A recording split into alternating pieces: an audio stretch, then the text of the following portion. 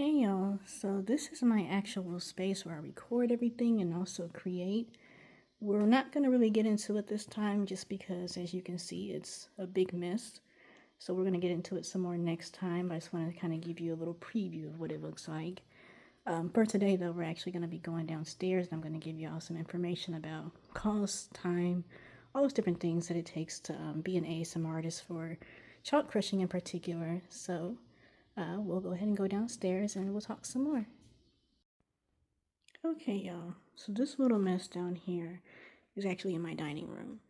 Now, this is not where I normally record at or do anything chalk related at. It's just where we're at for now because upstairs is a worse mess. So I want to show you guys what the setup is, though. So first, let's talk about the equipment.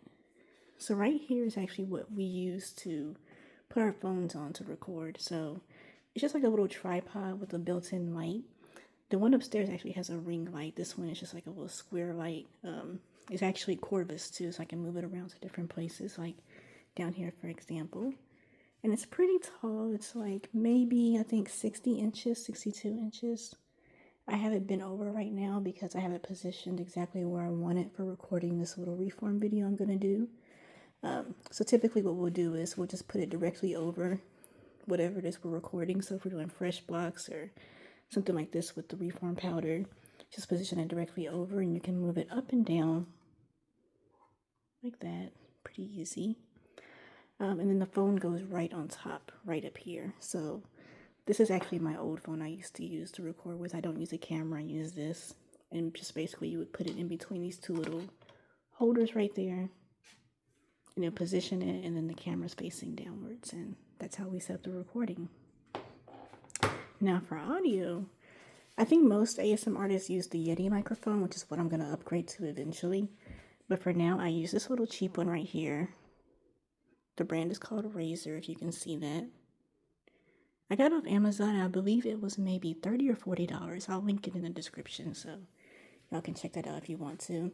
And it works pretty well. I haven't had any complaints about it except for when I don't use it, so I take that as a good sign.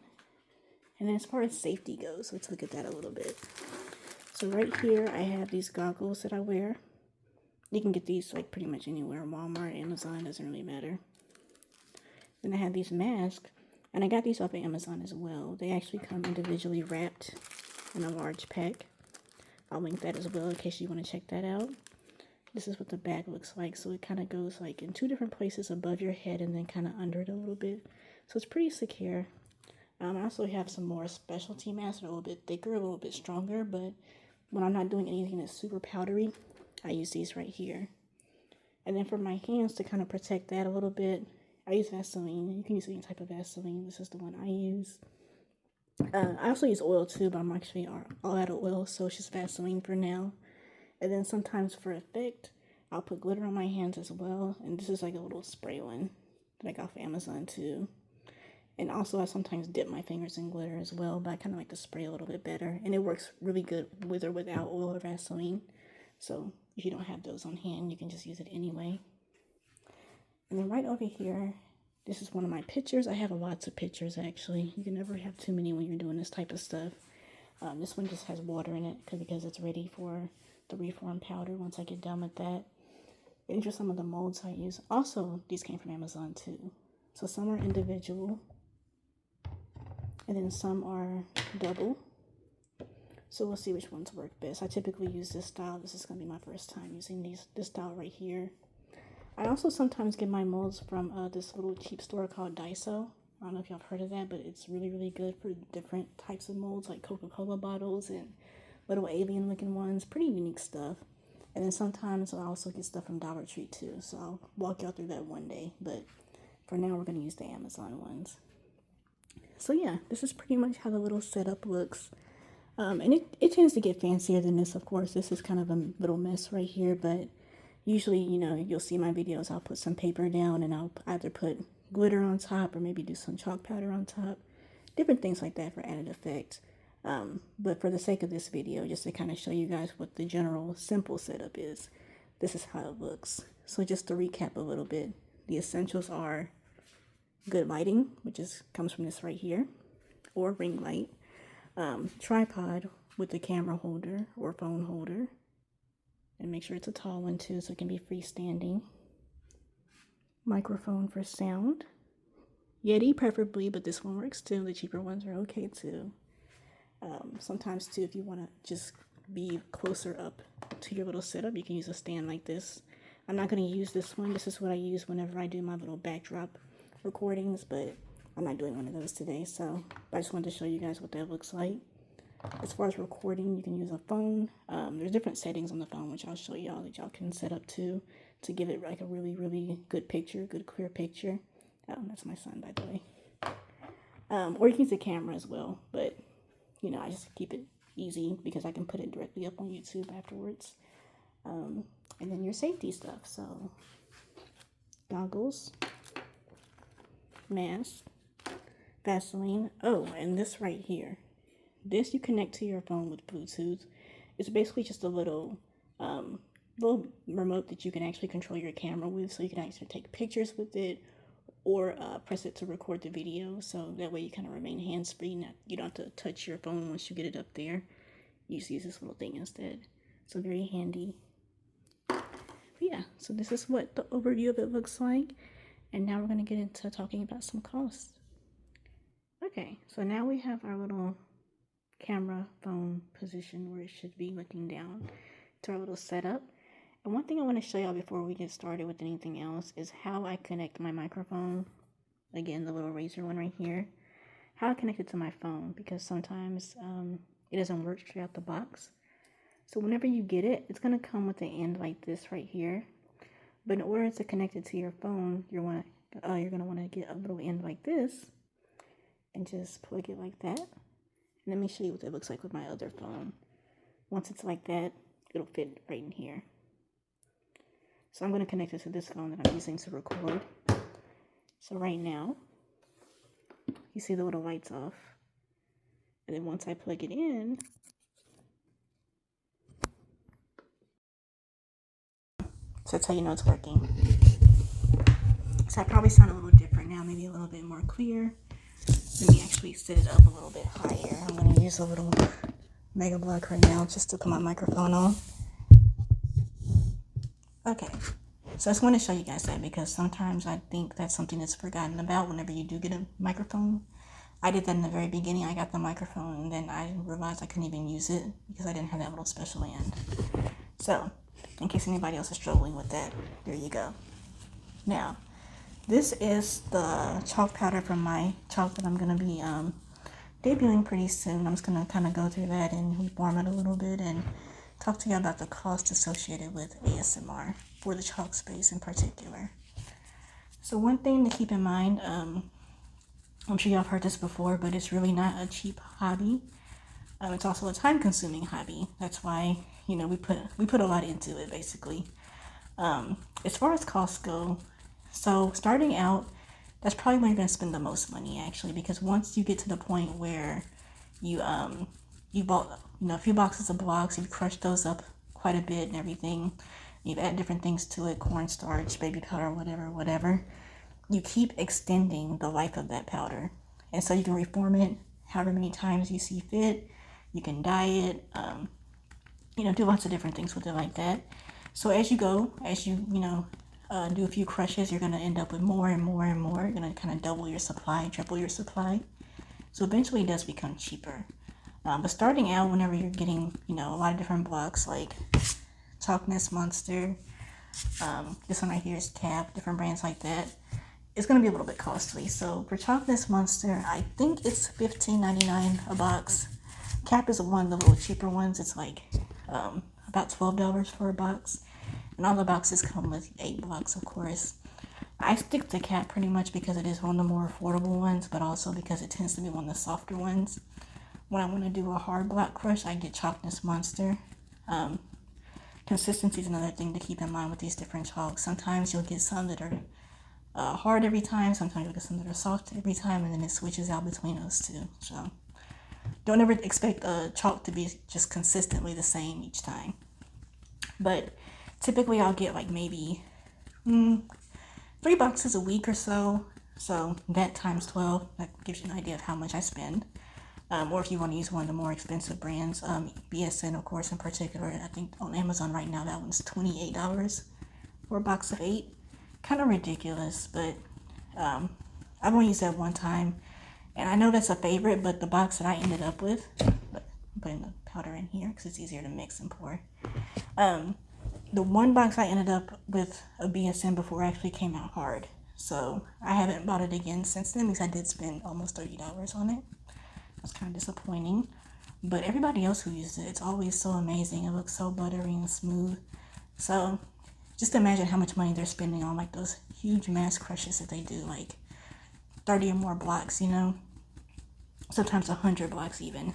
That's a lot of money on that. So make sure you thank them. But yeah, so it just kind of depends on the brand. That's what determines the cost mainly. Whatever's most in demand, BSN is very much in demand, as y'all know. So of course the price is higher. Another one of my favorites is Spider Chalk too, and Spider Chalk has the mega blocks, which I just showed you when I'm setting my microphone on top of right now. And Spider Chalk actually has the 2-pack of mega blocks, which is $22 on Amazon, and then they also have the 1 block you can get for $14. So you can test that out with 1 block if you want. I think the better value is the 2 blocks for $22, and the reason why it is that much is because, you know, it is double the size of a normal block, so it's kind of like getting 4, even though you're only getting 2. So that kind of gives you a little bit idea of how much to spend each month. All in all, I probably spend around maybe $200 a month on chalk. Starting out now, of course, you know, expenses are getting a little bit cheaper just because I'm using more and more of my reform powders and everything. But starting out, you can expect to spend just alone without even your equipment set up about $200. Once you actually get your equipment too, that's kind of just a one-time thing. Like once you get your tripod that works, if you get the ones I put in the links, you should be pretty set with those. So that's not going to be a recurring expense. That's just going to be, you know, the one-time cost, which this big tripod I'm using, I think that was maybe $50 or $60. I'll take a look whenever I put it in the description. And then the microphone, I believe, was $30 or $40. So all in all, starting out, your initial setup cost is going to be probably about, I would say maybe like $150 to $200 as well. But then after that, it kind of just gets better and better. So, you know, just my suggestion is kind of take a look at your budget and then look at Amazon, all the links I put for you guys, but also, you know, look at different places too, like Walmart, Best Buy, different places like that have good recording equipment. And just compare costs and see what works best for your budget. So now that we talked about that a little bit, I'm going to keep on reforming this, working with this reform powder. And it's getting a little bit hard to talk with the mask on. I'm kind of running out of breath with that, so excuse me if I sound like I'm breathing hard. Just bear with me. I'm going to keep on working with this a little bit just to speed through it, and then I'll come back and kind of talk you guys through some more things. Y'all, sometimes I just change my mind at the last minute, so instead of continuing on with the reform powder, I decided that I wanted to actually get set up for a fresh block crush, so that's what we're doing right now instead. And I want to talk to y'all about the last thing for today, which is the time commitment for ASMR. So again, it all depends on your personal, you know, how much time you can put in personally in your own lifestyle. But for me in particular, I try to spend 1 day or 2 days just kind of dedicated to doing a lot of different things. So I may get like maybe sometimes 3 crushes done in a day, sometimes 4 if I push myself. That includes having to clean up and reset up and everything. So sometimes that can be time consuming, but I usually keep that, I kind of stick to Saturdays for that. It's my ASMR day, or my creation days, I like to call it typically. Sometimes it'll bleed over into Sunday as well. It just kind of depends on, you know, how much time I want to put into it. I am a new mom, so there are times when I mean to do more, but, you know, it just depends on what my son allows me to do, basically. But, yeah, typically I'll just dedicate 1 or 2 days a week to actually doing the videos and everything. But in between that time, sometimes in the evenings, during the weekdays after work, I'll do some stuff to, like, maybe, you know, just kind of do some mock setups to see how I want things to look. I might watch some other crushes just for inspiration. I love watching different people, like Alice ASMR, for example. Everyone's favorite, I'm Plain Jane, of course. Different ones like that, just to kind of get some inspiration on what I want to, what style I want to do and everything. But I do that in the evenings after work typically, and then my actual crush days are typically on the weekends. So Saturday and Sunday. All in all, for a Saturday, for example, the amount of hours I put in typically is going to be at least 4. I would say sometimes like somewhere around 4 to 6 hours or so is what I put in for actually getting, everything set up, and also recording the crushes, editing as well. You do need time to edit. Sometimes I'll do a crush where I just go straight through and I don't have to make any edits at all. Other times, I have to do some cuts because it may be something fell that shouldn't have fallen, or I might have some background noise I have to cut out. It just depends. One thing I see a lot on different people's channels too is sometimes people will complain about the background noise and whatnot. And I want y'all to keep in mind too, sometimes you cannot help that. Like, if you record at night, it just depends on what time you're recording. So if you're recording at night, for example, it may be kind of hard to avoid some noises like bug noises, or if you have dogs, it may be kind of hard to control when they bark, of course, because they're dogs. I have 3 dogs actually, so sometimes I'm lucky where I can record without them doing anything. Other times you'll hear them in the background. But either way, we do try to kind of mitigate that sound and just keep it as clear as we can. But I would suggest, depending on your work schedule, maybe recording in the evening time before it gets really dark. Where I live, actually, recording, see, there's a dog. Where I live, I actually record either during the day on the weekends, or I try to record kind of late at night when there's not too many cicadas. Towards the evening, really, out here is when you hear the cicadas and everything. So I try not to, or is it cicada? How do you say that word? I don't know. But I try not to record whenever they're making their noises. I just kind of, work around that a little bit. Also, in the nighttime is when my son is asleep, so I can, be able to record without any baby noises, any cute little baby noises in the background. But yeah, just typically I would suggest, recording based on when the most noise begins in your area. So if you have a bunch of insects starting up around evening time, 6, 7, 8, whatever, avoid those times. If you can do it, kind of in the early morning hours, that'd be good. Or if it's the weekend and you can kind of get everybody out the house and you can do it during the daytime when there's also natural light coming in and whatnot, that'd be great as well. Natural light crushes are really, really great.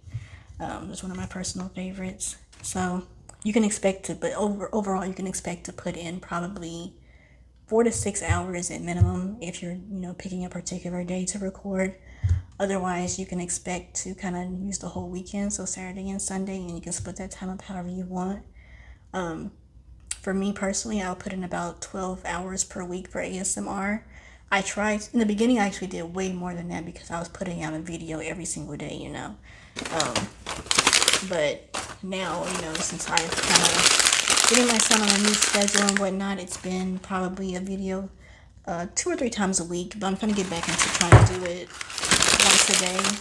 So early to do that once a day commitment, that's gonna be more time consuming, of course. So I'm probably gonna put in maybe a couple hours, maybe 2 or 3 hours each day in order to do that. But yeah, just whatever you can commit to in the beginning, I would say daily is best. If you can put out a video every day, that is ideal. Otherwise, try to stick to maybe every other day. So maybe posting 4 times a week. But yeah, you can expect to put in probably all in all maybe 12 to 15 hours a week dedicated to this. When you get into doing the larger crushes, this is just a small one, but when you get into doing the larger crushes, like with 30 blocks or more, even sometimes 20 blocks or more, that's going to be more time. Of course, you're going to be putting in quite a few hours because you also have to take into account the cleanup time too. Depending on where you crush it at. Like, for example, I'm not going to crush this down here in my dining room. I'm going to go upstairs in the ASMR loft and crush up there. But cleaning up there, sometimes I'll leave it till the next day, but other times I typically like to, do it immediately after. So that's where some more time comes into play. But yeah, just basically work it around your own personal schedule. There is no right or wrong time to do it, really. It just depends on, how much background noise you want to try to keep out of it and how busy your household is, too. So keep those things in mind. But yeah, I'm going to go ahead and end this first vlog. I hope y'all learned some helpful things. I hope you enjoyed it. Please excuse my powdery hands. Some of y'all may find that satisfying. I do personally, but if you don't like it, I'm sorry. But yeah, so for this first vlog, we covered setup, we covered cost, and we covered time you can expect to put in. For the next one, I'll take y'all through some more things as far as layout goes upstairs. We'll probably do like a cleanup and just kind of take you through what dehydrators I use and different things like that, different supplies. But for now, please let me know if you want me to expand on anything that I covered in this first video. And I hope this was helpful for y'all. Hope y'all learned some things, and I'll see you next time.